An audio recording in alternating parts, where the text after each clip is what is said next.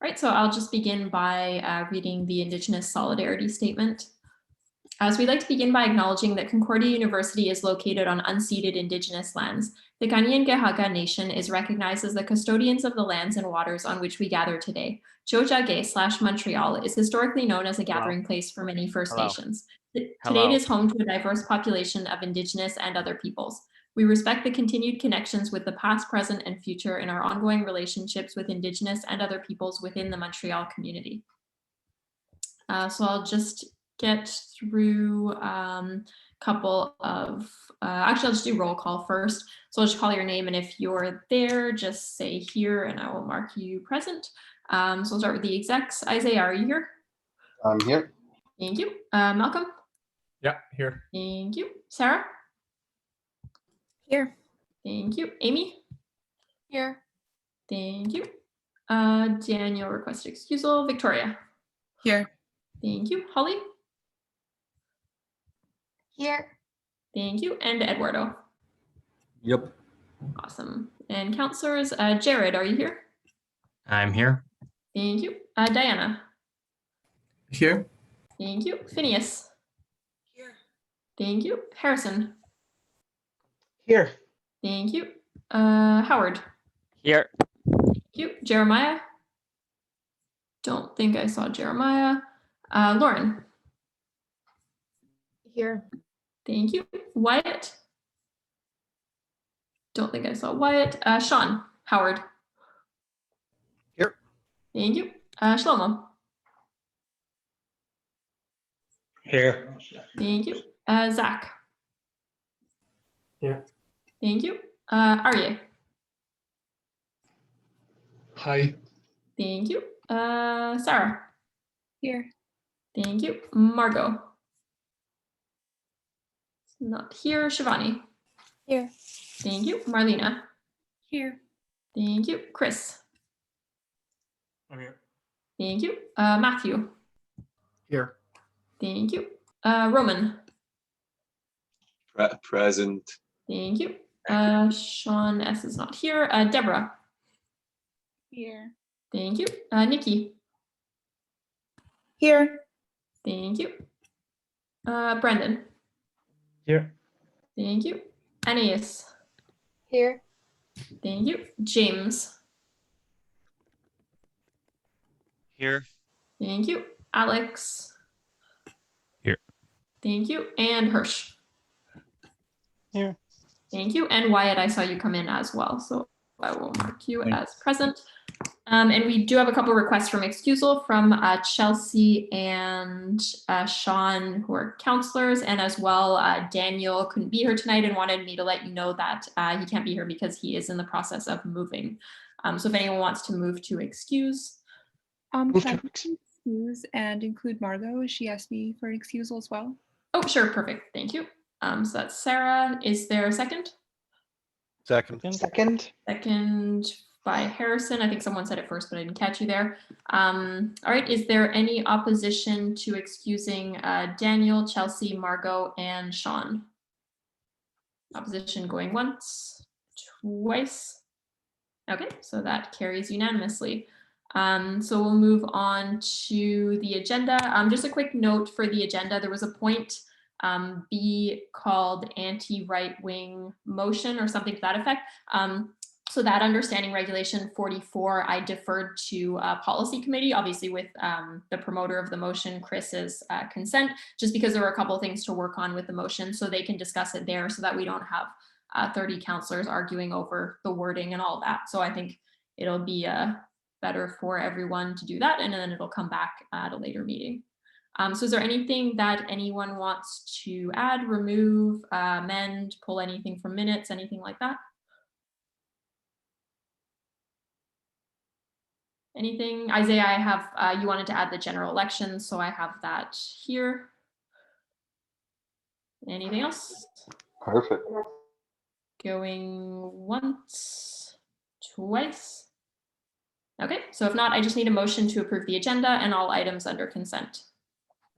Motion to approve the agenda and all items under consent. I think that was Sarah. Yeah, it was. Yeah, it was Do we have a second? Second. Seconded by Sean. Is there any opposition to approving the agenda? All right, if no opposition, then that carries unanimously. So there's only one minor modification, just the addition of the general elections point. So I'll just PDF that and put it in the Facebook group. All right, so if there's nothing further, there's no presentations or guest speakers, so we can move on to our appointments. And 6A is the Student Mobilization Committee. So this is a committee that was formed in December. It was filled all the seats except one.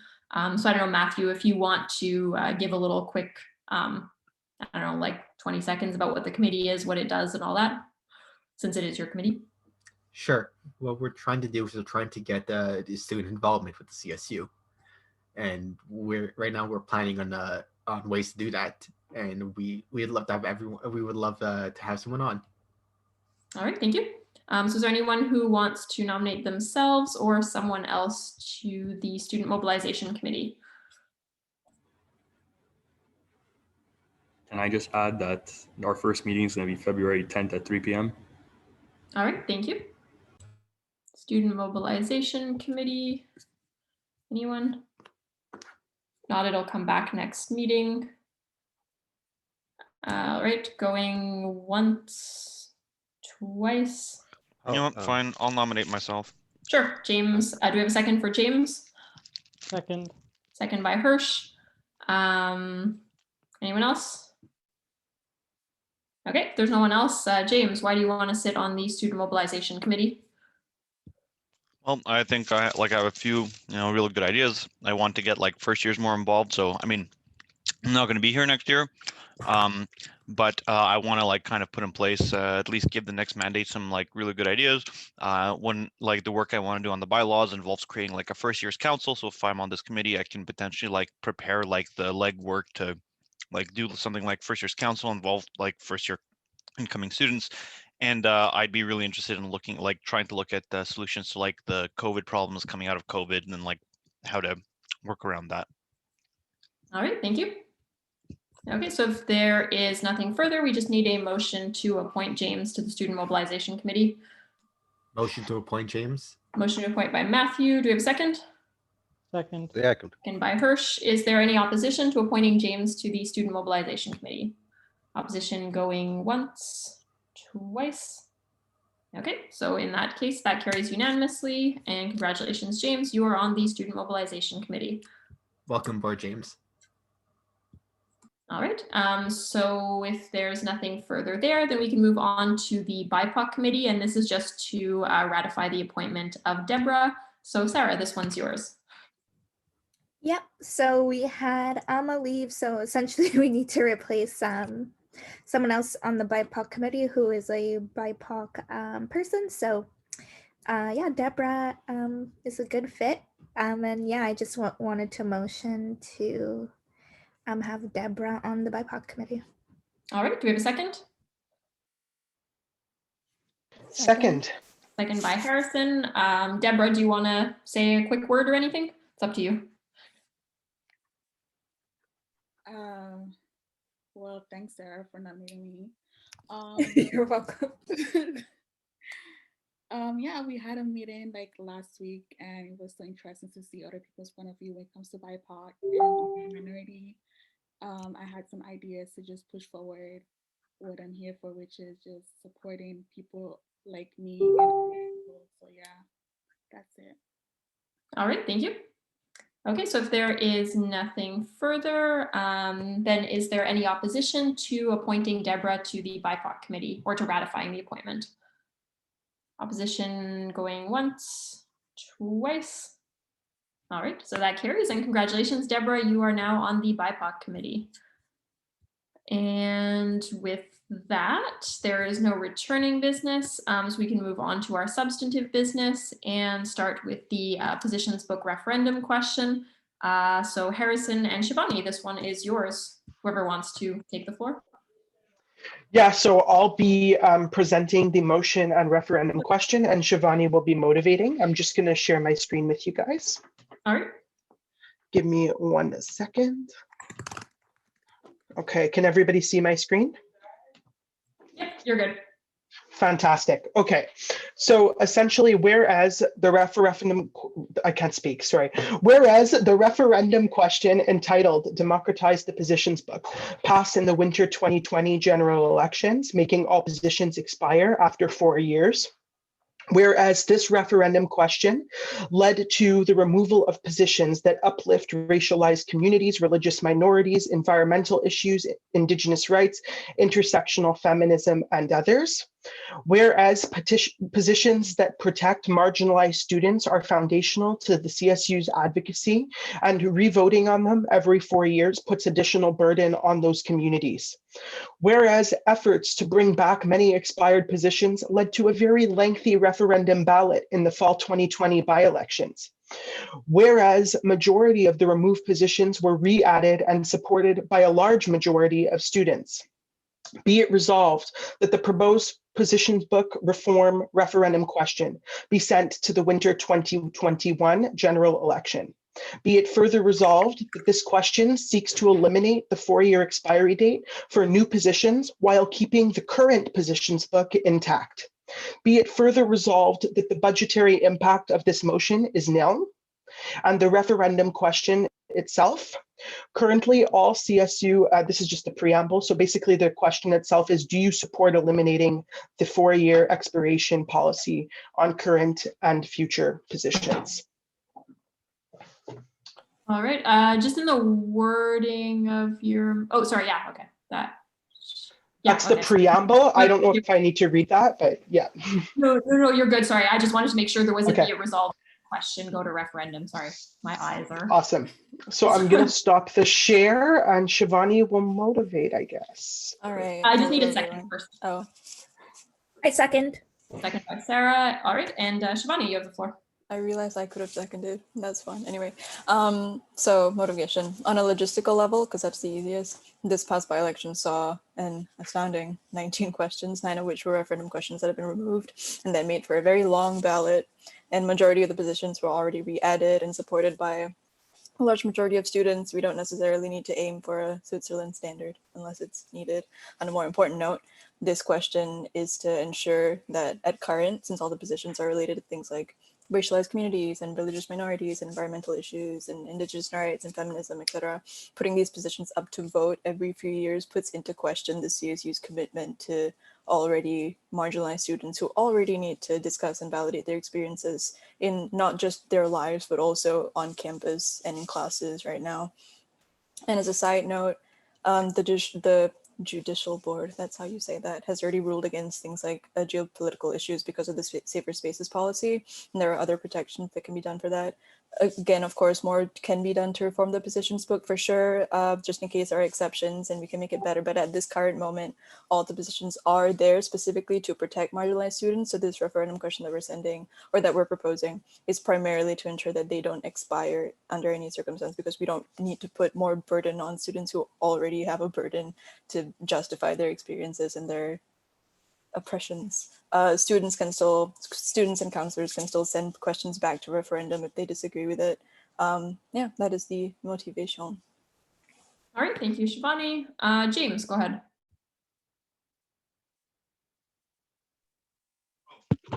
Oh, sorry. Hello. Right. Yeah. So, as much as I really think that it comes from a really good place. We want to put in policies that protect people from discrimination, and people want to feel comfortable on campus. I mean, I made I think my views on the positions book writ large. I'm very ambivalent about it as a document, because I'm a policy person, right? I want to see kind of concrete steps and concrete policies about stuff we can do, whereas the positions book kind of just seems like an interesting expression of principles, but also it stands in for something else, right? So the way that people want to do it, for example, so we want to have, for example, policies and positions that protect marginalized groups. I think there's much better ways of kind of going about this, because we've seen historically that the positions book has been kind of used to put in stuff that isn't related to, for example, the protection of marginalized groups. for example, for the longest time, it had stuff about tax policy and all this other stuff that kind of is iffy. But I want to kind of go about it like from like a different angle.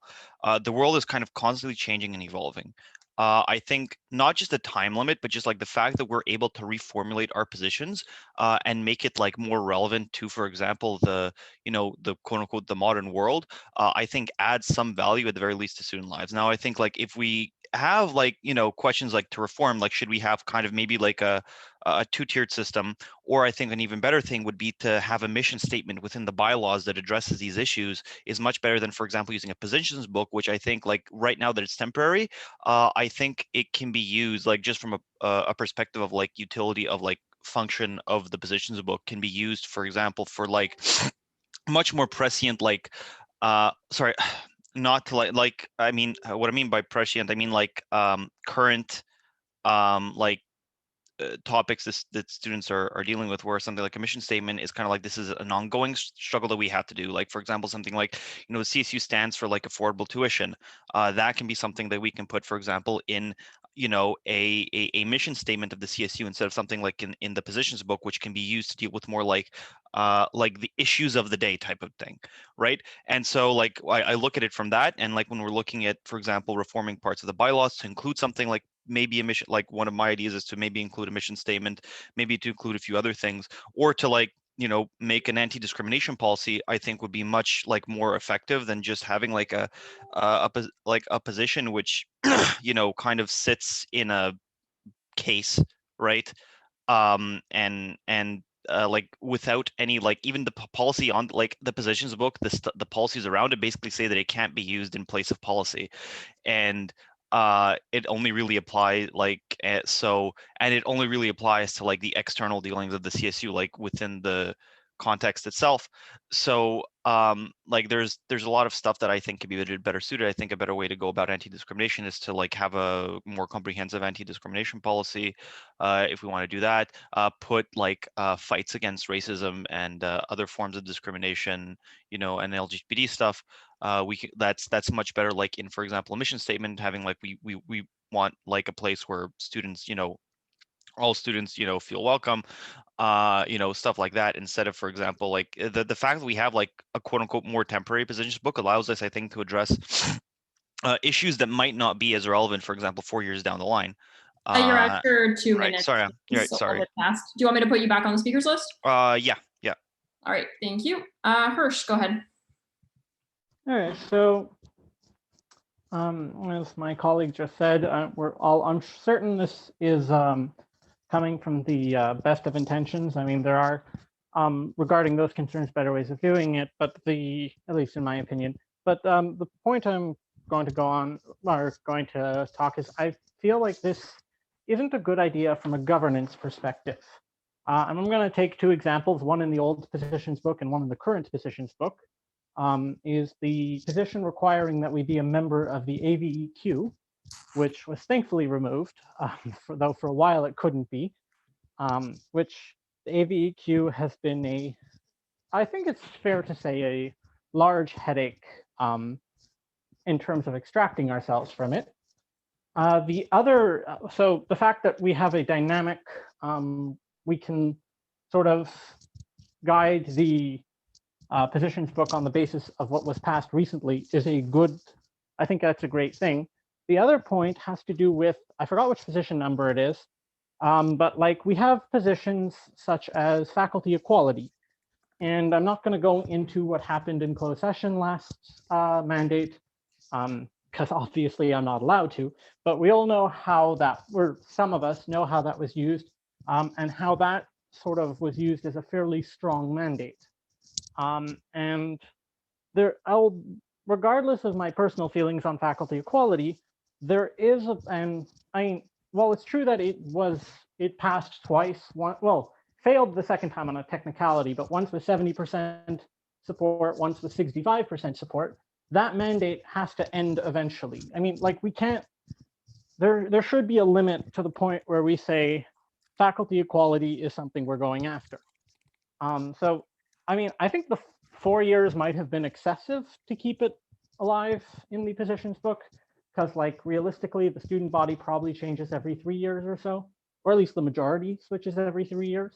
But the general, like, the idea that that in 10 years from now, someone can get up and say, faculty equality was passed by the student, we must do so. I feel like it would be best, just from a government's perspective, if we did not get rid of that expiry date. As far as the anti-discrimination stuff, I feel like in terms of the hierarchy of the strength of our positions book, it ranks lower. Like, my understanding is and based off of past precedent of how it's been used, in weirdly specific cases, it can be used strongly. In most other cases, it can't. So, I think you should probably be going for, just add that, try to get it into the bylaws, not necessarily using the positions book. All right, thank you. Sean, go ahead. Yes, similar to my colleagues, those who are behind this motion definitely have their hearts in the right place. However, the avenue that's being pursued with this motion is the wrong approach. It mentions in this motion that these positions, quote, protect marginalized students, but a position is not policy, and thus it does not provide protections. Instead, the push should be to formally codify these motions into binding CSU law, be it in the bylaws or the standing regulations. Based on the minutes from policy committee, there is already work being done into codifying anti-racism measures in this fashion. And that plan, that discussion, should be expanded to include the groups mentioned here. This would ensure that there would be a permanent and binding requirement on the CSU to be mindful and act on these measures. And again, as it's been mentioned earlier, having a 4-year expiry term encourages good governance, encourages more recent issues, and also that these motions that the motions being mentioned all pass with high majorities doesn't mean that a 4-year expiry is useless or unnecessary, but in fact just gives greater credence to those positions. Thank you. All right, thank you. Isaiah, go ahead. Okay. Sorry, I'm looking where to start. 1, Black History Month is around the corner. So for the rest of this council, I'm going to urge everybody to be very particular about how you compare what you say and how you say what you're going to say when speaking about marginalized communities, especially the Black ones. So please, for respect for your fellow Black colleagues, our allies, and the whole community, put some respect on it, and we don't need the theatrics. On the second, the reason why, right now there's work being done on a strategic plan, and then I'm planning to hopefully have a subcommittee of people to help with strategic planning and objectives. I agree with James, yes, having a mission statement about anti-racism would be beneficial, but there's certain particulars about how you do it, when we have the CSU's mission statement, and then we have certain objectives that we set for ourselves. So I would avoid using specific strategic terms and mishapping, but in that sense, where the reason why it's important to have these positions is they do provide some protection and some emphasis that the union stands with these communities. And so it's like a positions book to show that the union takes this position, and then we take that as a basis to go and make better policies, to go and make better environments for our students and these communities to kind of coexist in these senses. So the positions book, what we see in practice is when we have a ballot of 19 questions, half of which are coming from just God knows when, it's it bogs down the elections. People don't want to pay attention to what the pressing issues are. They get lost, and then you see students getting frustrated about why don't we already support this? Why don't we already do this? Why, when we do? So it's just if there's ever an issue, for example, the faculty equality question, if it no longer becomes relevant, then the discussion can be to remove irrelevant positions. But there's just certain things like BLM or Indigenous allyship, and like all these different marginalized communities who receive support from the union because we take the stance that we support them, to go and have them revote every 4 years under the undertone that they potentially expire can err on the side of disrespect and lack of empathy, because these are always going to be, at least as our society now is, an issue. And the day that it doesn't, then it can be removed. But that's all I want to say. Great, thank you, Isaiah. Harrison, go ahead. Yes, so I just want to address what what the previous speaker said prior to Isaiah, basically.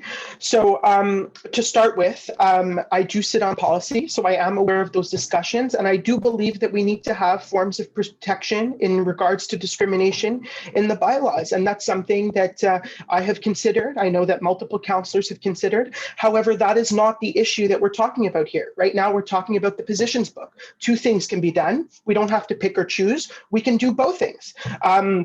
So to my colleagues who have those concerns, my response to them is that yes, we can add protections, discrimination protections on LGBTQ, anti-Semitism, Islamophobia, BIPOC issues in the bylaws. That is not really the discussion here. What we're talking about is the positions book. I would also like to say that as a councillor that brought forward bringing back some of these positions, and I know that there are multiple other councillors who've done the same thing, Shivani being one of them, and it is difficult to know, first of all, when do the positions expire? Who keeps track of when these positions expire? It's not an easy thing. Which positions have expired? Which positions haven't expired? And then we have to basically bring back these referendum questions that were already passed by the students. And if you look at the percentages, what is the percentage? What is the percentage of yes? Look at the ballot. Look at this past referendum. These positions passed with over 90% support from the majority of students. That is something to take into consideration. We had 19 referendum questions on positions that were repetitive. It was a lengthy ballot. It was disorganized, and part of the reason is because of this 4-year expiry. So let's not make this a redundancy issue. And let's place these positions that clearly the majority of students support, and the majority of students support the majority of our former positions on climate change, on racial justice, on Indigenous solidarity, etc. So in the spirit, I hope that my colleagues will vote for this referendum question. Thank you. All right, thank you. Sarah, go ahead. Yeah, this is just to echo what was just said before too, because the thing is that I don't know if it's realized, but a lot of minorities were pretty upset with what happened and these positions being talked about again. And so I would really err on the side of caution with what's going on here and what's being said. It's not a good look on the CSU to be having to say, you know, we're fighting for Indigenous rights every 4 years. We're fighting for BLM every 4 years. It doesn't look appropriate whatsoever.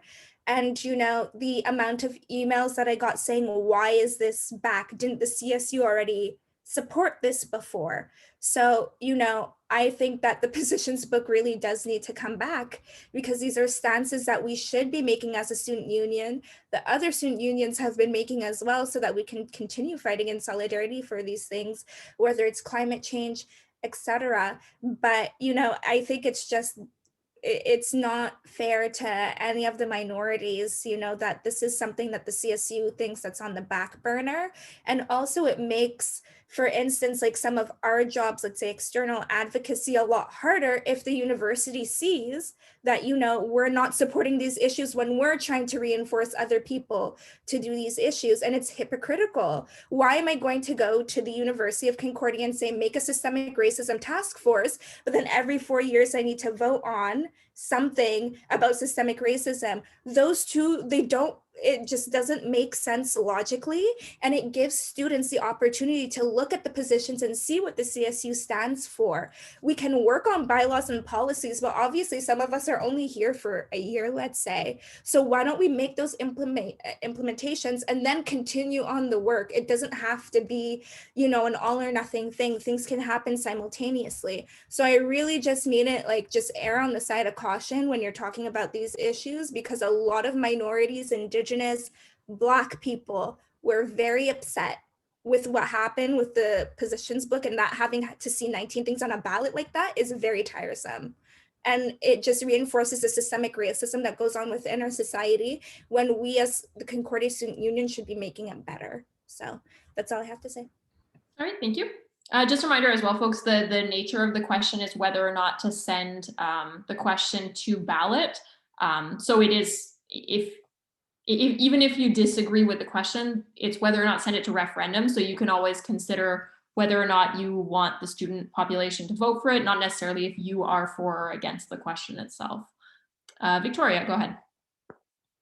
Well, hello, everyone. It's been a hot minute. I just want to start by saying I'm really shocked and astounded by the bureaucracy that's being said tonight, and some of the things that are so hypocritical about policies and all, like, first of all, work that you guys know is being done. You know that we're trying to implement better bylaws. You know we're trying to implement better structures, but then you're going to say we can't put these things in the positions book. We need to change the positions book because this reason. But then you're also saying that it's something that's sitting in the back burner and nobody's really looking at it. So I'm just confused as to where your consistency is. And regardless, if this matters to you so much, sorry, if this doesn't matter to you as much as it doesn't, whatever, it's in the back burner, then why is it so problematic to have these these motions stay in there? And the other thing too is that we're not asking for much. We're asking for motions that literally, or I should say bylaw positions. Sorry, I'm like so shocked at this conversation. I'm like shaking. So I might have to come back and talk, but I just want to reiterate the fact that we're talking about basic respect. We're talking about protecting the marginalized groups, as we said on multiple occasions. And these are people, these are human beings, the people that we are here elected by, that we're claiming to put first. So instead of answering these bureaucratic responses, and instead of, no offense to the white group in here, but the white people giving suggestions on how we can help the BIPOC community, why don't we take the motion that the BIPOC community is bringing and kind of work with it? I know Shivani who's worked with it, with for sure other people as well.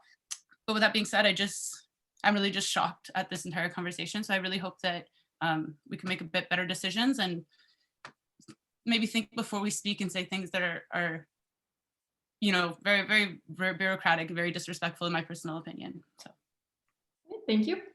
James, go ahead. You're back on the speakers list from before.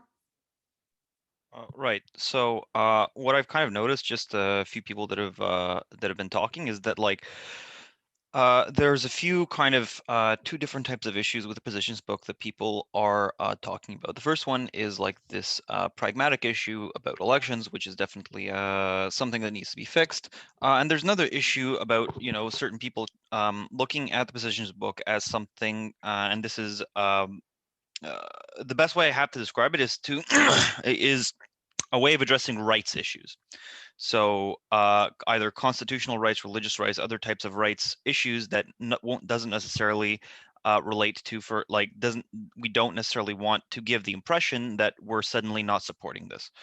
And another group of people, and you know, is kind of looking through the perspective, and I'm very sympathetic to that, is that like a lot of the other things that were on the positions book historically weren't related to these rights issues or discrimination issues or minority issues. To bring up, and I think this is like a benefit of, for example, having a 4-year time limit is especially related to something like climate change, which is an evolving issue. And the position that we have on climate change, I believe, invokes policies like the Green New Deal. Now, solutions and policies related to climate change are constantly changing and constantly evolving as our technology gets better or as this gets better. And I don't think we necessarily want to tie ourselves to specific policy. However, when we talk about, you know, rights issues or racism issues, there's a bit of a problematic in trying to like give the impression, and I think like to other people, that we don't necessarily care about this every year. And that's definitely something that you know, we need to consider when dealing with something like the positions book.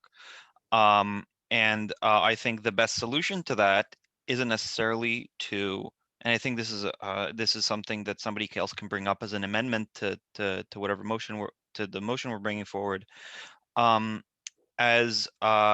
So there's historically been a section of the positions book that has nothing to do with these kinds of people, like the issues related to people's rights, right?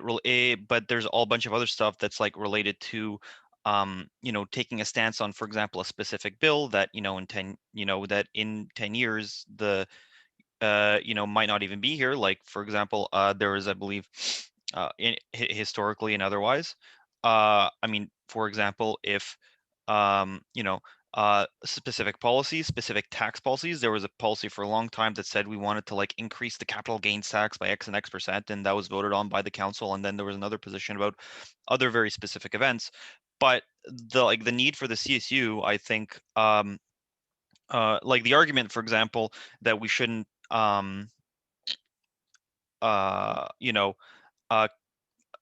the wrong impression that we're constantly voting on these issues because we don't support them, I think is a very decent argument. So the proposal would then be to create like a two-tiered list. One tier in the positions book would be these kind of permanent style positions, and it would relate to these rights issues. So like issues that are like recognized in the Canadian Charter issues and discrimination issues. And the other one would be like more, I wouldn't say more general, and then like everything else. So positions on specific policy or specific issues of the day, because the position book has been used, coincidental, to tackle both types of issues. And I think that using like these permanent positions to tackle issues of the day or issues of specific policy, like taking positions, for example, on, it's one thing to take a position on climate change, but another thing to endorse a specific solution, a specific proposed solution to certain climate problems, because those things are constantly evolving. And I think it benefits the CSU to like constantly have its ear on the ground and look for like, if we need something to endorse, we endorse it, instead of having somebody, we endorsed this thing like 10 years ago, we might not think it's like the best idea anymore. Let's go all the way back to referendum instead of looking at like what's a better, solution to everything. And so I think that would be a much better way to do this than just to have a singular positions book, because a position book isn't only used to do these types of discrimination and racism policies or positions. You're at your time limit. Do you want me to put you yeah. on this Yes, list? please. Okay. Hirsch, go ahead.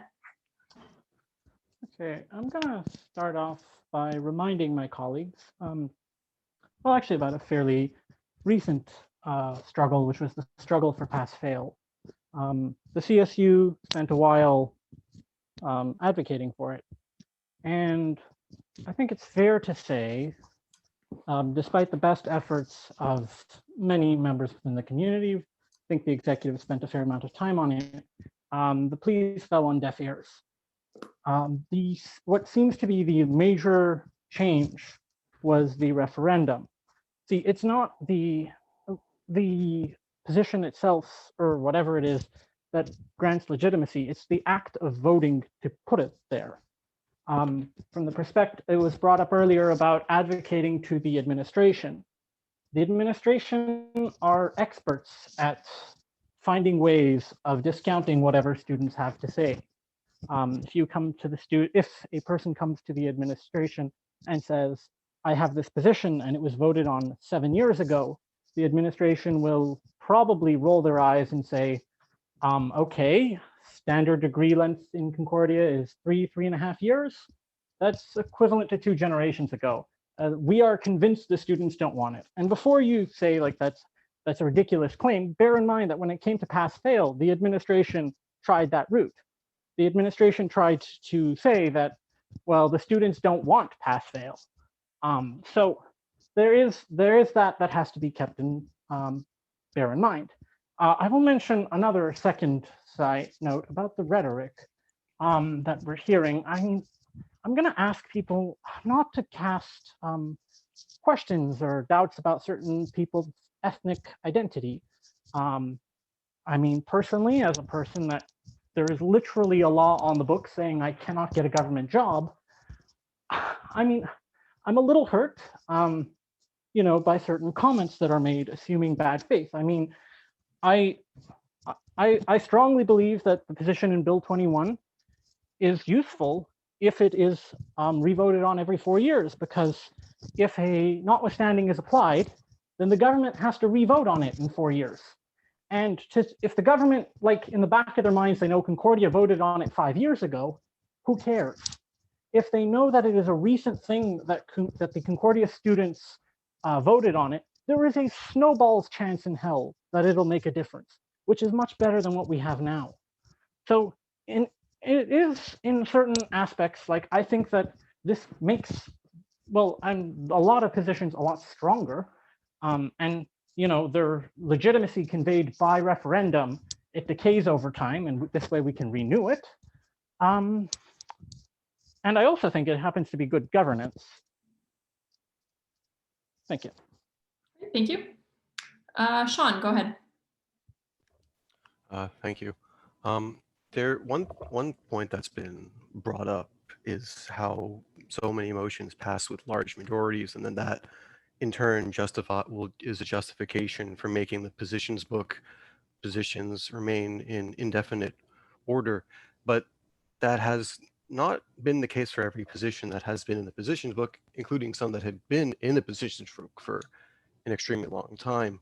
I won't go details on the list of which, but there are positions which historically had passed with a slim minority, like just over 50%, but yet were in force in perpetuity. And so to say that, oh, well, every position gets, it's like, well, maybe if you say make a clause that if a position passes with a 2/3 majority, 3/4 majority, then maybe that would make more, maybe, just maybe, that would make more sense. But letting all positions last in perpetuity, because on the assertion that they all pass with significant majorities, doesn't really make much sense to me when that isn't always the case.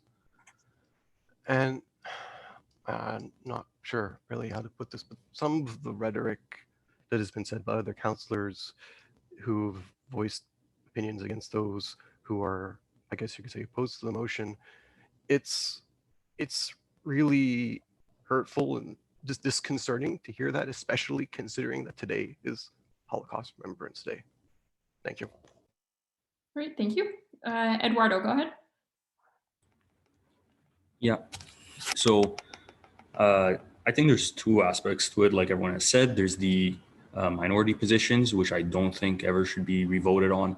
I mean, there's also, let's say, the more bureaucratic positions, which I also think should never be revoted. Not that they should never be revoted on. I misspoke. I think that they shouldn't expire. I think questions should be revoted on, especially if they come to a slim minority as a pass. But I think that is something that just has to go through. So we should council should re-propose that question in a following election, as opposed to making all questions go away. As the communications and looking through the Facebook feed, I remember receiving memes from students being, is this all you're talking about? Like, mental health is an issue. Anti-Holocaust denial is an issue. Like, people were upset that those questions were coming in. They said, why are we talking about these issues that are said and done for the minority ones? For the bureaucratic ones, I think it's very similar, like fall reading week, for example. That's not something that should go back. I feel like that's something that is kind of said and done, and we close the book on it. To have to re-administer fall reading week, to re-administer online voting, to re-administer online opt-out, these are all like questions that are kind of settled. To have to go back over and over again for these issues is malpractice. And I think that just saying, oh, we'll put everything in the bylaws is a very problematic approach, because the bylaws aren't supposed to be for specific issues like that. Like discrimination, yes, we should have something on discrimination on the bylaws without a doubt. But we should also have a thing that says in the bylaws, it should say, for example, we stand against racism. And then the positions books should say, we support X movement. That's exactly what a position is. We're taking a position on a current issue. And once that current issue expires, I think that we should obviously revote if that's, or not that expires, but when that issue is no longer relevant, we should revote on it to see if it still is. But that should not be something that happens automatically. That should be something that happens by council to decide this issue should be revoted on. Because oftentimes you'll see that most of the issues don't actually expire, and that it would be very redundant to revote on it. I don't think that racism positions are going to expire anytime soon. I don't think that anti-Holocaust denying positions are going to expire anytime soon either. And the last thing is along the lines of this again is a question to send this question to referendum, not to imply this rule ourselves. We are asking the students what they think they should do. And for us to make a decision on behalf of the students, I think is always a unfortunate to say the students don't need this question. I find this always a sad reality. I think that we should always give them the choice, especially if it's being brought up. To gatekeep at this stage, I feel is a poor practice. And the last thing I would mention is something that my colleague James has brought up about two-tiered systems. I know that a few examples were brought up of very poor positions in the past, probably not the most thought through ones. And instead of making a two-tiered system, I would rather just suggest that policy committee makes a guideline for how positions should be, some rules on what a position must include and how it could be worded before it goes, as opposed to Jen saying, okay, these ones expire, these ones don't, because who chooses which ones expires and which ones don't? And that itself will become a political hot potato on some people getting upset saying, hey, you're telling me my position doesn't matter as much as that position. So I feel like if poor previous positions are an issue, we could just write guidelines for how to write them in the future. Great. Thank you. Thank you. Lauren, go ahead. So when I originally looked at this motion, like Harrison showed it to me, and I kind of like had some concerns about it. Like I wasn't like 100% like, let's go. So my big issue is like, I totally agree. There are some positions that definitely need to be voted on that probably will change as different generations come through.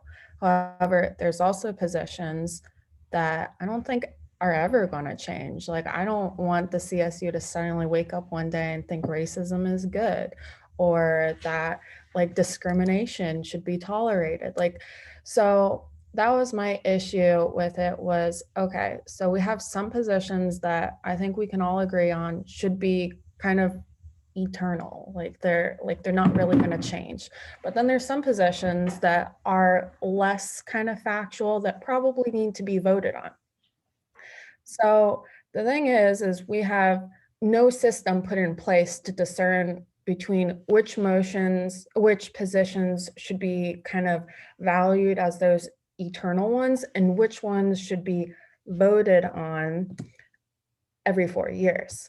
So that was kind of the issue, is like, I kind of want us to like, it would have been preferable if we like went through every single motion and decided, okay, which one should go where, but that's kind of not really up to us to decide. So until there's like a system in place where we can figure out the distinction between those two, I don't want us to have to vote on those eternal positions every 4 years, even though there's definitely ones that we should be voting on every 4 years. So until there's a system created, I rather just have them all be eternal, is the decision I came to. So on top of that, this is the positions book, as like a lot of you are saying, these aren't necessarily actionable policies. So, I mean, we can fight about this all day long, but I mean, positions book to me, like I rather have the executives and CSU employees working on other things than the positions book, like actionable policies. So I don't really know what we want to do here, because I know there's a system that we need to create to kind of make everyone happy, but that's going to take a lot of work. And I don't know if we want this union to invest that time to create that system. So at the end of the day, if a position is incorrect or needs to be changed, it will be rewritten, like Eduardo said, and sent to referendum to be changed. It's not like just because it's there, it's going to be there forever. Like, it can be changed and amended. So yeah, I'm done. That's it. Great, thank you. Sarah, go ahead. I just wanted to put some clarification on the pass fail issue that came up or situation. The CSU's referendum question didn't really help with that. The university didn't really even know it was there just because of the overflow of how much was there. What really helped with the pass fail, which they were very much aware about that students were asking for, was can we actually do it? Given the fact that, you know, they don't think it's a good idea to have pass fail due to the fact that people might be applying for master's programs. They think that would inhibit students from not being able to succeed. Some teachers have, you know, some knowledge thinking that pass fail is not good. There were other things that students did that contributed besides the CSU for pass fail to actually happen that we need to take into consideration, such as, you know, the petitions that went out, the emails that they sent to Anne and Graham. So those are things that we need to really take into consideration in that aspect, because students do mobilize for these things as well, besides the CSU. Another thing also that I just wanted to mention, you know, I don't understand how this is rhetoric when it's just about doing the right thing, which is literally the question is, should we just have, you know, students vote for this to be, you know, resolved? And I think it's just up to the students at this point. I don't believe that it's nice to be having this conversation over and over again. I'll speak as a minority student. It's not cool. I think that this has become a very tiring conversation that seems to always be repetitive here at this council, and it's not nice. To be honest, there's a lot of microaggressions, maybe a hint of racism, but you know, it really depends. But also to note for that, we also have Black History Month coming up. We have Missing and Murdered Indigenous Women's Day, which is the march we have on February 14th. So let's think about those positions that we should be thinking about that could have been here, which are not. You know, or were affected, could be affected by the 4-year rule that we have, which is not applicable. And these are still things we need to be advocating for. So why should they go? It's really just common sense at this point. And if you don't agree with it, then fine, then take the position to JB and let them rule on it if you think it's not a good idea. Thanks. Great, thank you. Shivani, go ahead. Hi. I appreciate the opponents of this saying that our hearts are in the right place, and I return the sentiments. More can and should be done to reform the positions book. Harrison and I have been discussing a 2-tiered list for months pretty much, but we decided that at this current moment, in reference to, and I will say this in bold, all the positions that we're referring to affirming marginalized students, this referendum question would primarily be to ensure that those don't expire under any circumstance. There's room to reform, and there should be. However, the spirit of our referendum question is to ensure that these positions that we're talking about are not up for debate. The argument that revoting these will lend to the legitimacy, again, talking about rights, is disappointing and frankly very concerning. We absolutely should have more actionable practices to ensure students are protected in tangible ways. That's without question. For example, having proper and enforced accountability measures for discriminatory actions in school and within council. The positions book, just like inclusivity trainings, for all intents and purposes, can be very performative. However, to deny doing this at all on the grounds that more can be done is very counterproductive. It's a very simple action to ensure these affected students know that we have our backs, their backs. We can do both. We can do all the things. We can definitely afford to commit to this document, and we can do a lot more simultaneously. We're talking about the positions book on its own, so we don't really have to be talking about anything else. And again, this is being sent out to students to decide on. We can do more. There's nothing wrong with doing this as well. And if you see my hand raised again, it'll be to call the question because this is taking a little bit too long. Thank you. All right, thank you. On that note, how long do we want to keep discussing this? I've kind of been letting it go just because there's only really one big substantive point on the agenda. Motion to finish up the speakers list. Okay, that's fair. Is there a second to speakers list? Second by Harrison. Is there any opposition to finishing the speakers list? It's Matthew, James, Hirsch, Sean, Harrison, Jared. Are we good with that? Okay, perfect. So if there is no opposition, then we will move on to Matthew. Go ahead. So when I was campaigning earlier this year, I actually carried around a copy of the positions books because I wanted to see what people thought about it. And what I found out about is most of the positions were unopposed by basically everyone, except for one position, which was opposed by basically everyone. basically I talked to over 200 people, and 100 and over in like I think it was like 198 or something like that opposed it. And this position was assisted suicide. So basically, when I looked into it, this was a position passed by like barely anyone. It was like 2% of the student body. And then when like I went and spoke with the student body, basically everyone opposed it, and they just the CSU was taking a position that the majority of student body did not believe, and I'm convinced that it's because the CSU has a different ideology than the student body. It becomes sort of a hive mind, and they don't actually consult with the students at large beyond their friend groups. And there needs to be a way to purge those positions when it happens. Now, I would be fine with having things permanent if it was say a higher quorum requirement for like voting. So like if we were to raise it to like 10% to add something to position, but like we're having this past election, it being permanent. But when something gets passed with less than like 2 or 3% of the student body, that shouldn't be permanent. Thank you. Thank you. James, go ahead.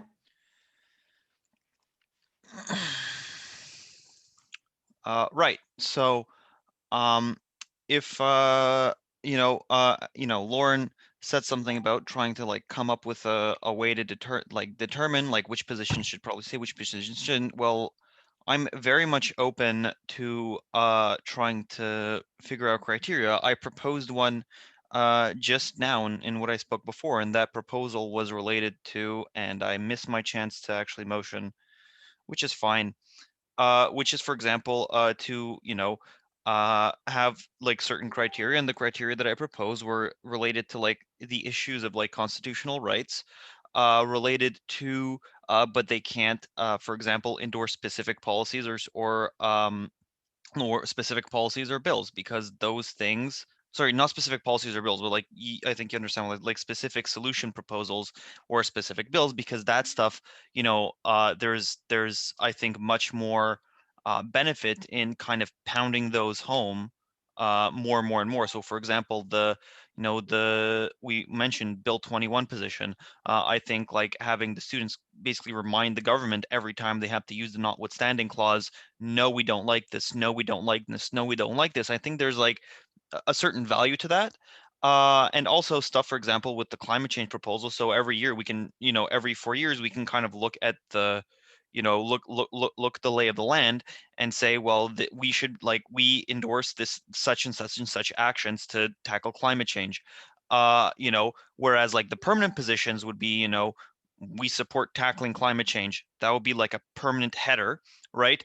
And underneath that, there would be the specific solution. So we stand against racism, but we support X. I mean, that is much more difficult, I think, because I think, the argument that like we don't want to like be relitigating this every 4 years, I think has some weight, but like, and that is related to students, right? Like the rights of like students on campus. But just to have that and like not have like these specific, like much more specific things, the permanent one should be a bit more general. And I think that's a pretty good thing. Like if we're talking about writing that into policy, nobody came up to me to ask my opinion of that. I would have definitely proffered my opinion on trying to do that. And I'd very much, like to see some stuff happen with the position book. I just don't think that like, saying we have to make everything permanent now, especially when there are like very simple, I think, criteria we can use. So like, we can't be addressing specific bills in the permanent positions. We can't be addressing specific issues in the permanent positions, but we can address, standing together with certain groups or standing for student rights in the permanent positions. And I think that's a very nice way to split that down, right? And I think a lot of people will agree that it's a nice way to split that down. But like allowing just people to vote, and then 5 years from now or like 10 years from now, they're like, oh, the CSU still supports the, this thing that hasn't like, or the issue's been solved, or for example, Bill 21's been repealed. And then just to like vote again to remove that, I think is a bit, like it creates the same issue of we're going to have a bunch of questions on the ballot and too many questions on the ballot. Like I think that just creates that same issue again. And I think having like I think there is a certain power to putting our putting our foot to the pedal on certain issues every 4 years, or putting our pedal to like specific solutions every 4 years, or endorsing specific solutions every 4 years. There's a very big value added to that, but also like the more general but mission type thing. So we stand, together with Indigenous communities, right? We stand in favor of like finding out what happened to the missing and murdered Indigenous women. Like that, those things, we like, these are things I think we need to just keep, like, I think there's a value in like hammering to the authorities that be that like the students want this, the students want this, the students want this, but also like there's the question of balancing that out with, we don't want to relitigate like standing together with these communities. So All right, you're at your right. time. Thank you. Yeah. Hirsch, go ahead. Okay, so someone mentioned earlier that this is sort of gatekeeping, or we're stopping. We're not even voting on the matter. We're voting on whether or not to send it to referendum. So just to reiterate, I think this is really bad policy. And as a person that is personally not allowed to get a job in the government under Bill 21, I really like the idea of that. Whenever we get around to reapplying the notwithstanding, there is a tiny, tiny chance that the students will, the fact that students vote one way or another will influence the government. I mean, let's be realistic. We live in Quebec. It's not the nicest, well, not gonna start on that, but like realistically, if you want to be able, if we want to have any chance of making a difference on that, it's got to be a referendum that occurs, around the time when the vote takes place. So I genuinely believe this is the wrong thing to do.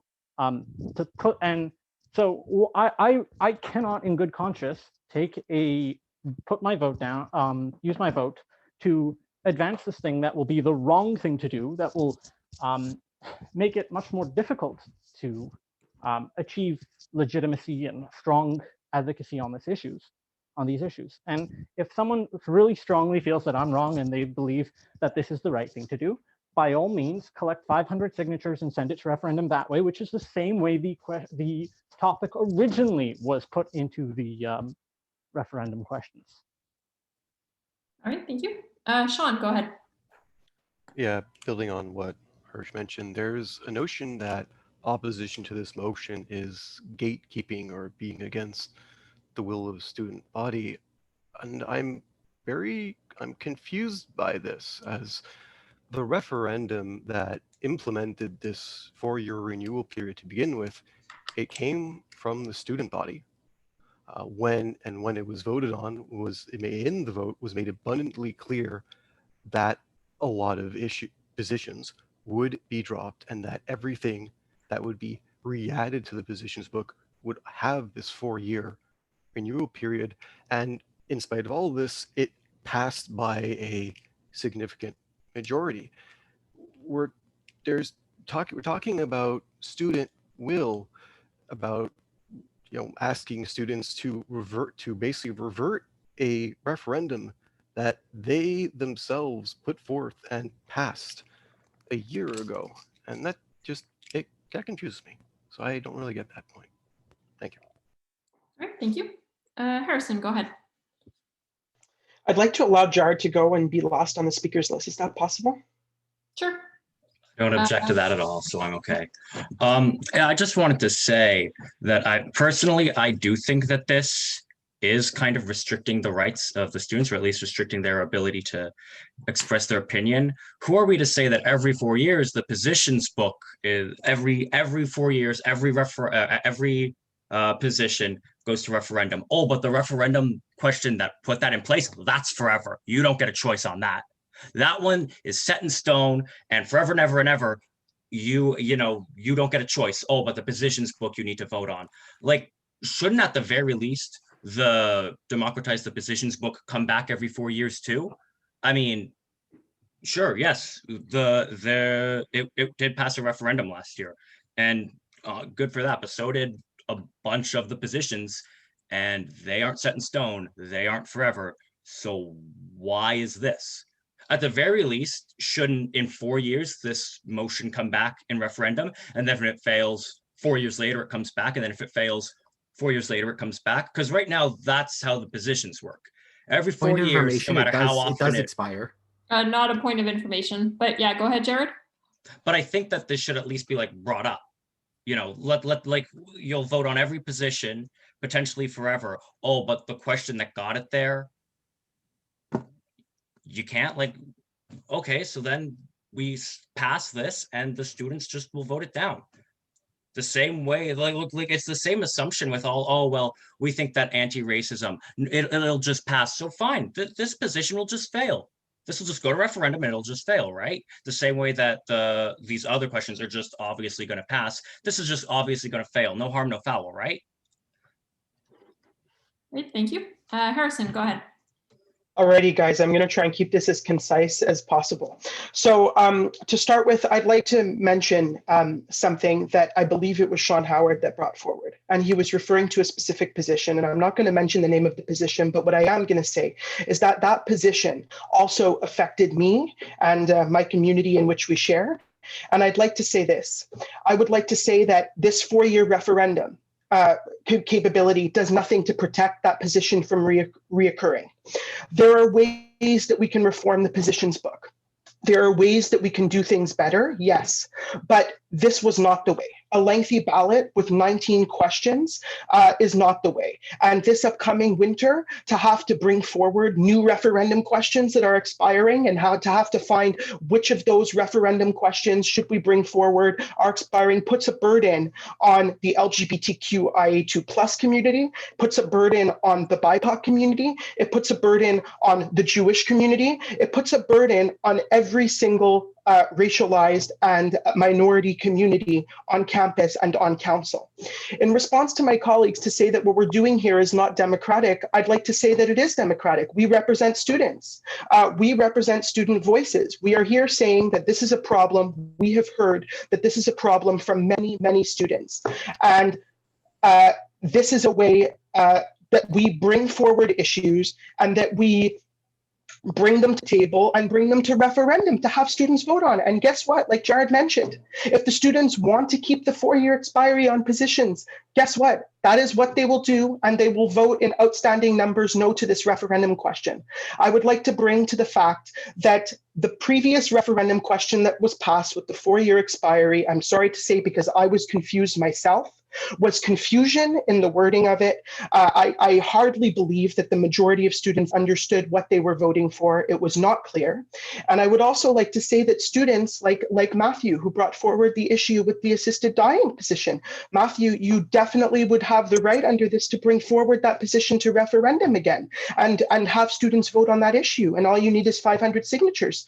And that is something that, that you have the right and that every student has the right to do. Every student can remove a position. If a student wants to remove a position, it can be removed just as easy as that position was added. So I'd like to say in conclusion that there are things we can do to better the positions book, as Eduardo mentioned, as Shivani mentioned, and other counselors and executives have mentioned.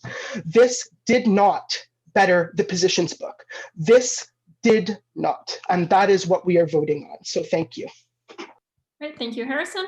Okay, so now we can move to a vote since we've exhausted the speakers list. So obviously, since there is opposition, we'll move to a roll call vote. So just a reminder, if you're voting yes, it means that you want the question to go to referendum. If you're voting no, it means you do not want it to go to referendum. And if you are abstaining, it means that you are abstaining.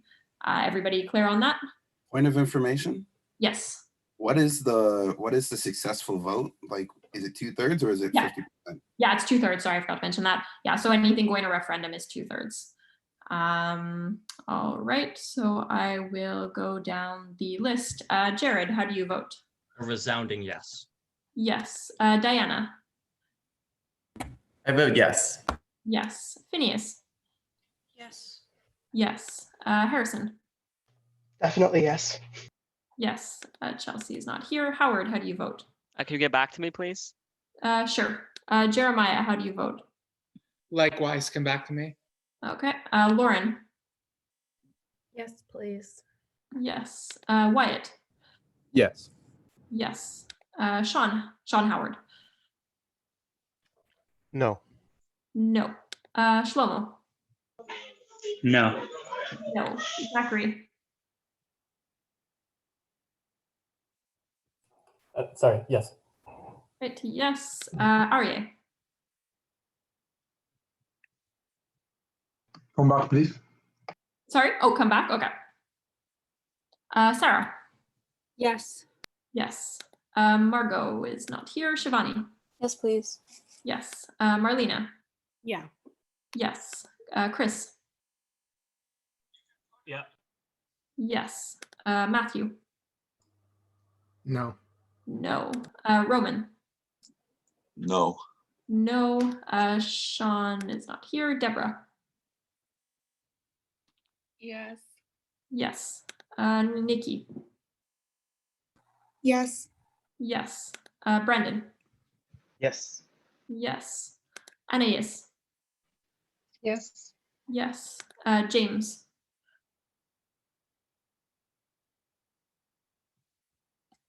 James? All right, we'll get back to you. Alex? Yes. Yes. Hirsch? No. No. And people who skipped, Howard? Sorry. I was Yeah. trying to get my mic to work. All good? I mean, I think there's a better way to do this, but I'll just abstain because I don't really. Anyway, I'll just abstain because I think there's better ways to do about it, but I'm not about to fail the motion. All right, thank you. Howard? Yeah, I agree with James on this. I'm also going to abstain. All right. Jeremiah? Abstain. Abstain. And Aryeh? Abstain. Abstain. Right, so that is 5, 10, 15, 16 yes, 5 no, and 4 abstain, and 16 over 21 is 0.76, so that carries with the requisite 2/3. So that will go to the ballot during the general elections. Point of personal privilege. Yeah, go ahead. I'd like to have my vote from the previous motion noted in the minutes. It was Sure. yes.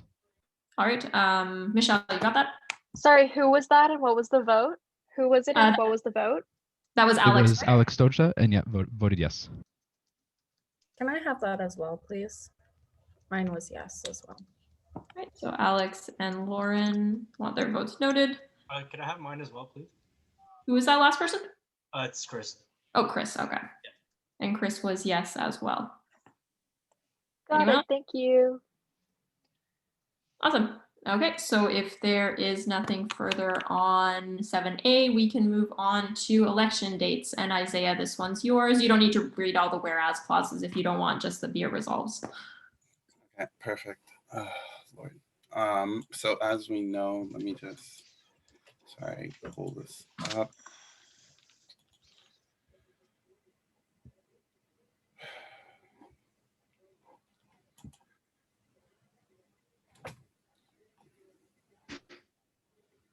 Sorry, my computer is being a dinosaur. Do you want me to put it on the screen? I can do that too. Yes, please. That would help right now. Sure. Well, just pull that up.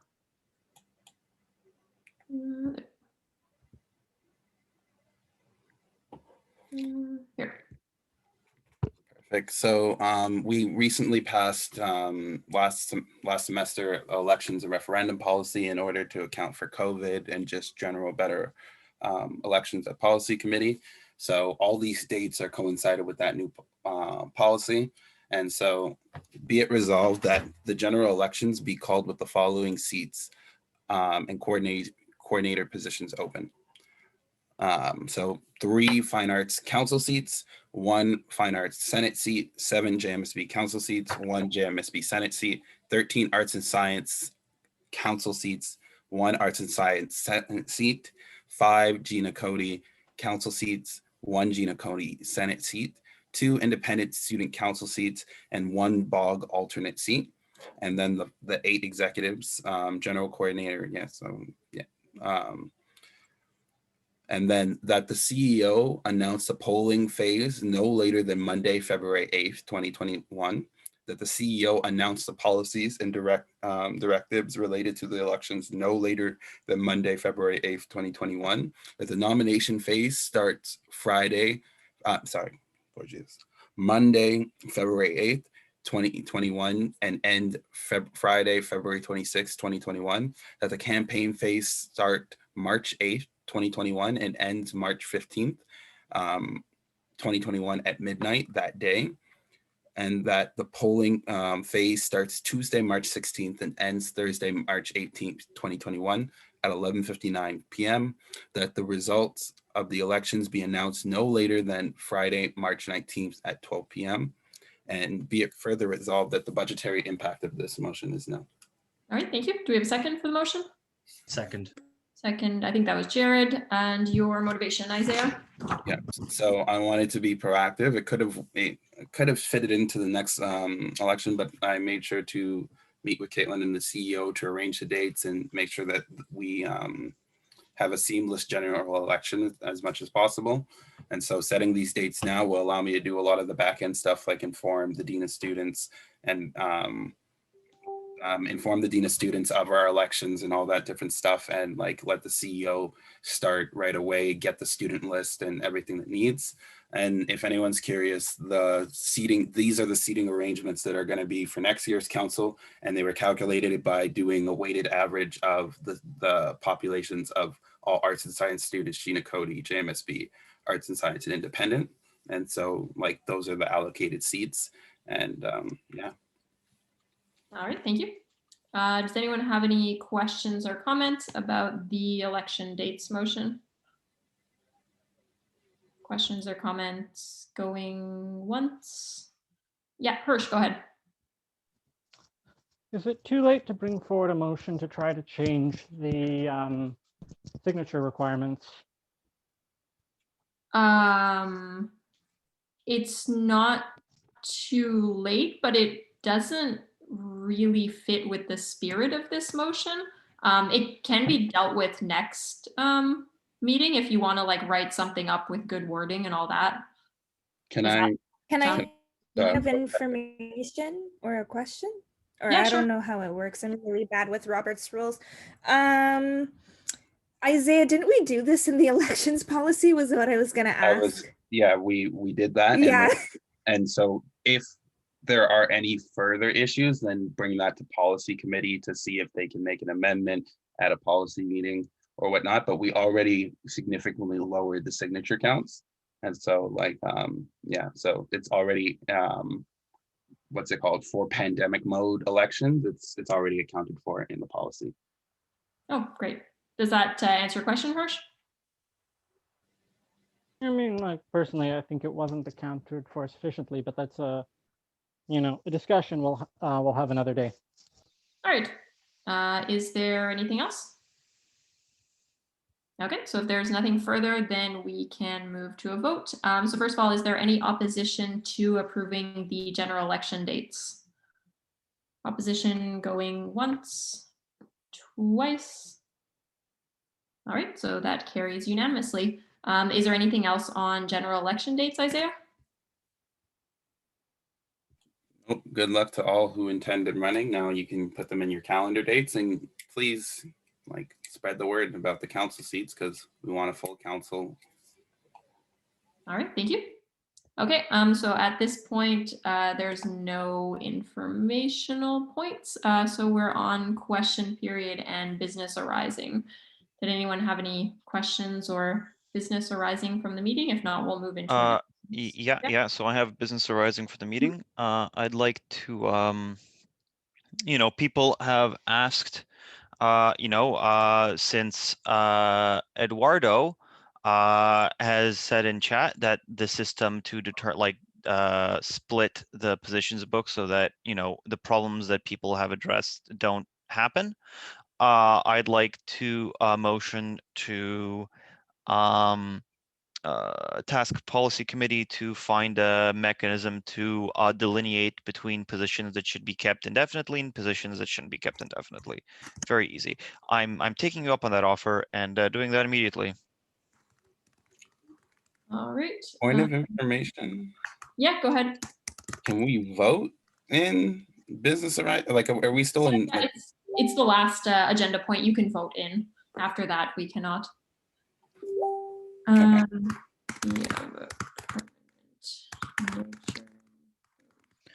The whole two-tier thing, because everybody said we can do it. So I guess in theory, next session or before whenever the by-elections are going to be, we can amend the motion to include whatever mechanism we come up with. Is my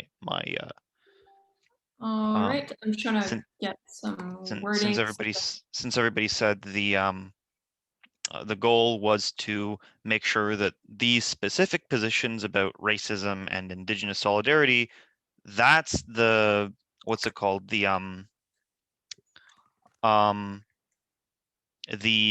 goal. Contentious? What? Sorry, Pretentious? I was wrong. I misunderstood where the sentence was going. What? you try to finish your thought on some best Oh. friend level stuff. No. So no, what? No, I was about to say something. Anyway, so basically that was the goal, to protect these specific positions. Task policy committee with looking into the two-tier system and basically delineating between the positions that should be kept indefinitely and which criteria it should have, and then bringing that back to council before the next referendum. Right. Just to confirm, does this motion suit what you are trying to say? The one on the screen? Policy committee be tasked with finding a way to delineate positions which should be of a permanent nature and those which should not, just so we have some wording to go on. Yeah. All right. Yeah, I think that's how we originally worded it. Yeah, I think it was mostly that. Okay, Victoria, go ahead. All right, hello everybody. I don't know how to put my hand down. Oh yeah, I do. Okay. So as you guys know, the Dear Concordia has been shared, and there's kind of just a campaign going on right now for students to like express what they've been going through and everything that's kind of been happening. So this is like really off topic, but I just wanted to encourage counselors to share it and to post their stories and to like submit letters and students at large. That's all I wanted to say. Oh, sorry. Yeah, that should have been in announcements. Sorry. Oh my God. I wrote that I want to talk for announcements and I wasn't sure what was happening. So my yeah, bad. I just saw your I'll message. go back All to right. that often, I guess, but that was that. Yeah, we'll save those for after. Right now, we'll deal with the motion at hand. So does anyone want to speak to that, or should we move to a vote? Okay. So is there any opposition with tasking policy committee to find a way to delineate positions that should be of a permanent nature and those which should not? Right. The second part was to deliver that before council, before the referendum is finalized. So be resolved that policy. Well, be it further resolved. Or be it further resolved, the policy committee's recommendations come back to council before the referendum? Yep. Okay. Well, before the referendum questions are finalized and sent to the CEO, yada, yada, yada.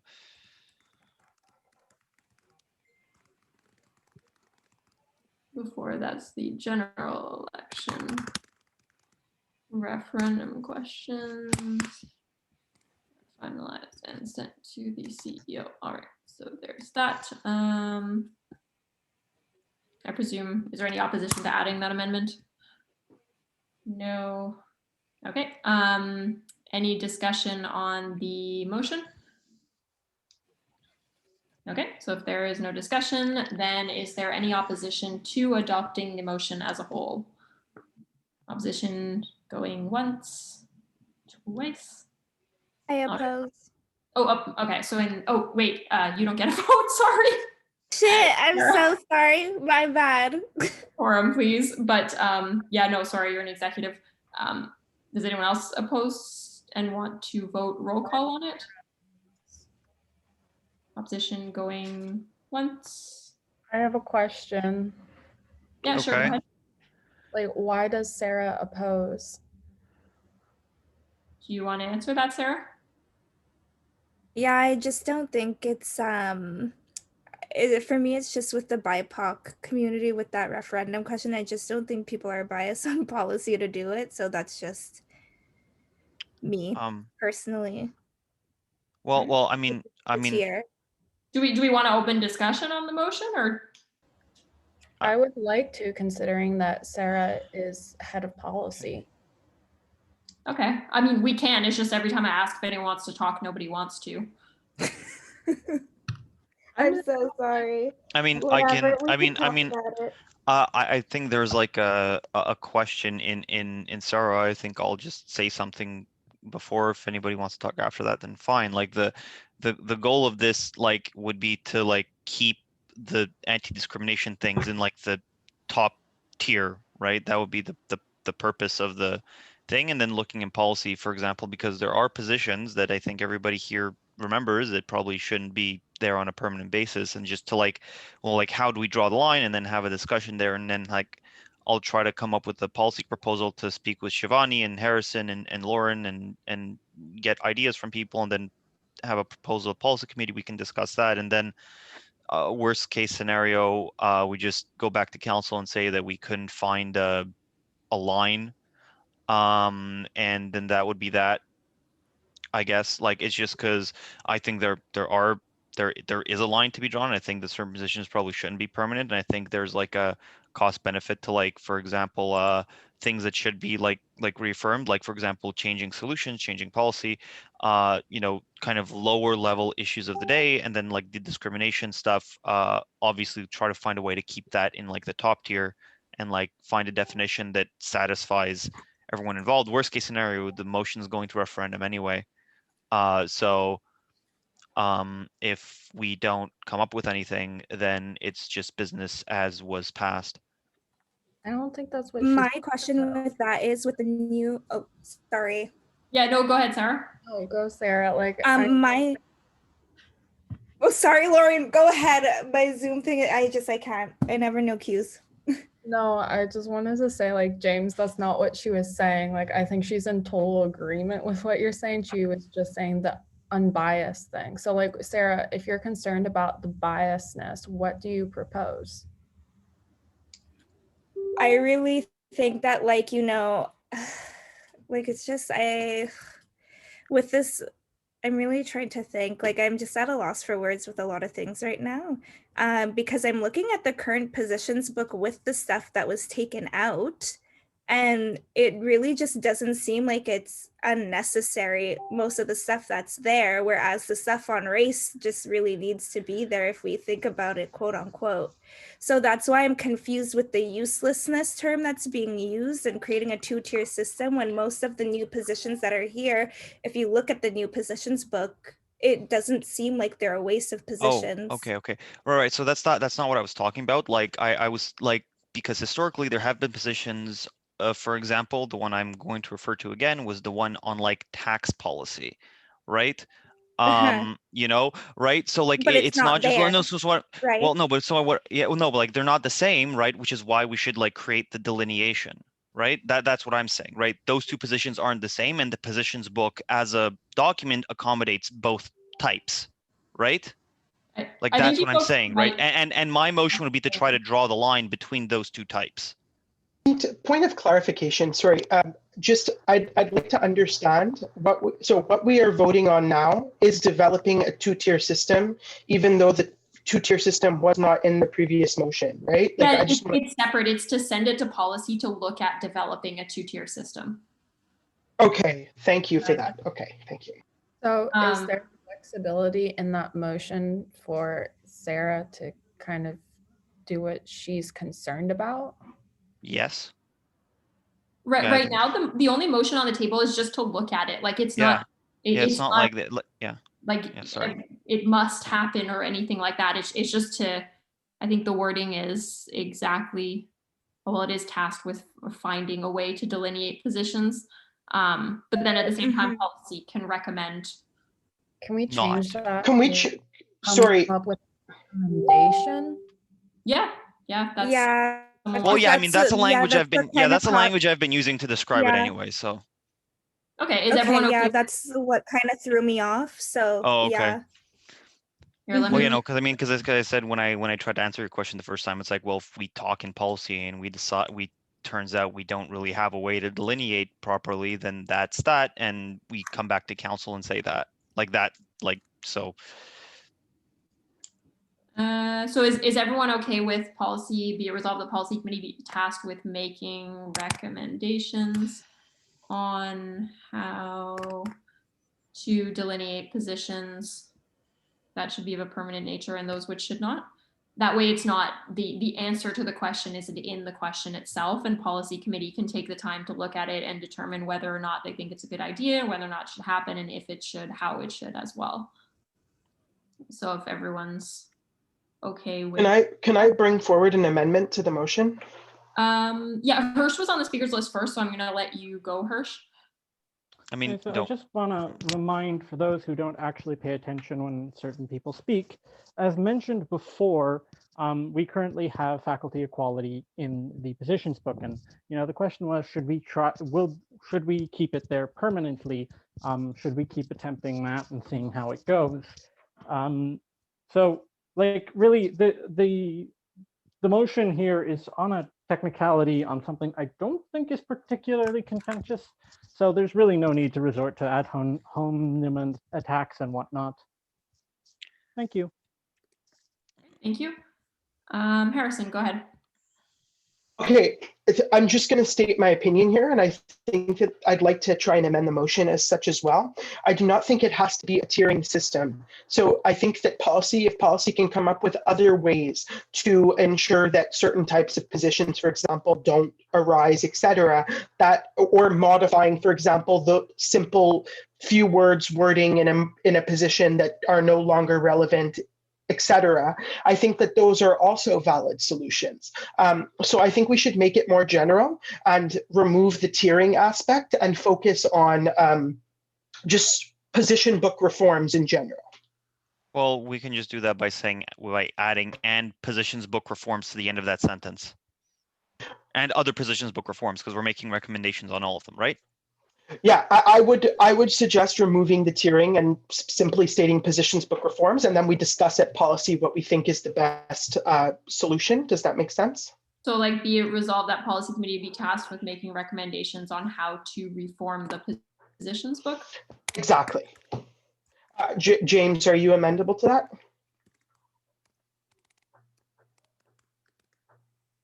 Yeah, the way that's yeah, like the way I think it should be written is, instead of just having it in parentheses, it's like but like "and on how to reform the position." Well, Yeah, it would be here. Like, this is what Harrison's suggesting, is to take that out. well, yeah, well, like yeah, I think like Lauren just posted a comment. Couldn't that be in the policy recommendations? I think that's the, like, this is like the way I imagined is, like, this is like the quote unquote tier system thing would be like that's the jumping off point of the discussions, and then if there's other recommendations that we find are better suited, then that's what we're going to put to council. So, right? Like, do you understand where I'm coming from with that? And like, yeah, so just like Lauren said, that, like, if there's other things we come up with, that would also be in the policy recommendations. Harrison, do you want to keep your amendment as is, or add it on, or? Sorry, 1 second. I think as is makes sense. It leaves it up to the discretion at policy. So James, Matthew, etc. We all will be able to have the opportunity at policy committee to discuss potential reforms. All right. Is there any opposition to changing the motion to like scratching out that part and then just making it general on how to reform the positions book? Sure. Okay, so it seems to be fairly collegial. So we can just, oops, not bar that. Yeah. There we go. So it would look like that. Let me just go back. There's no one on the speakers list. Does anyone else want to say anything? Okay, so if there is no more discussion to be had, first of all, is there any opposition to passing the motion as it is? Share my screen again, just so you can see what you're voting on. Opposition going once, going twice. All right, so that carries. Obviously, Sarah has taken note of this, so it will go to policy committee and then come back prior to the referendum questions being finalized for the general elections. Is there anything else in business arising?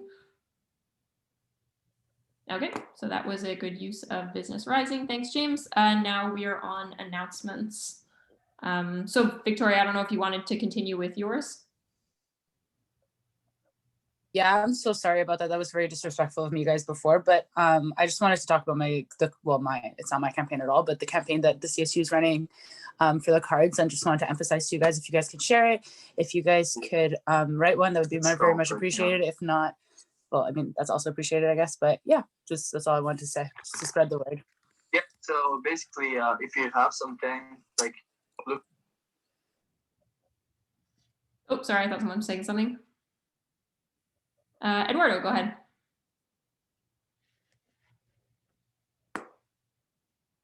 Eduardo?